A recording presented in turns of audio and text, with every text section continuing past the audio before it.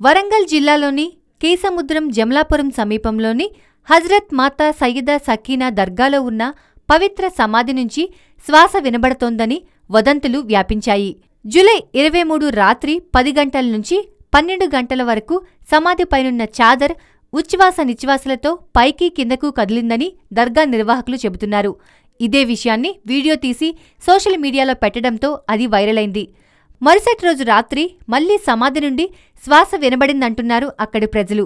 ఈ వీడియో కూడా సోషల్ మీడియాలో పోస్టు చేయడం కలకలం రేపుతోంది. వీడియోలో సమాధిపైనున్న చాదర్ కదులుతున్నట్లు స్పష్టంగా కనిపిస్తుండటంతో చర్చనీయాంశంగా మారింది. ప్రతి అమావాస్య సమయంలో ఈ చాదర్ కదులుతోందని చెబుతున్నారు. విషయం తెలుసుకున్న స్థానిక ఎస్ఐ రాత్రి దర్గా వద్దకు వెళ్లి పరిశీలించారు.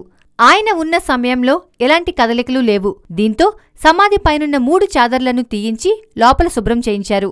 అయితే సమాధిపైన పరిచిన చాదర్ సిల్కిది కావడంతో పొడవు తక్కువగా ఉండడంతో ఒకవైపు నుంచి గాలి లోపలికి వెళ్లి మరోవైపున చాదర్ను కదిలిస్తోందని భావిస్తున్నట్లు ఎస్ఐ తెలిపారు.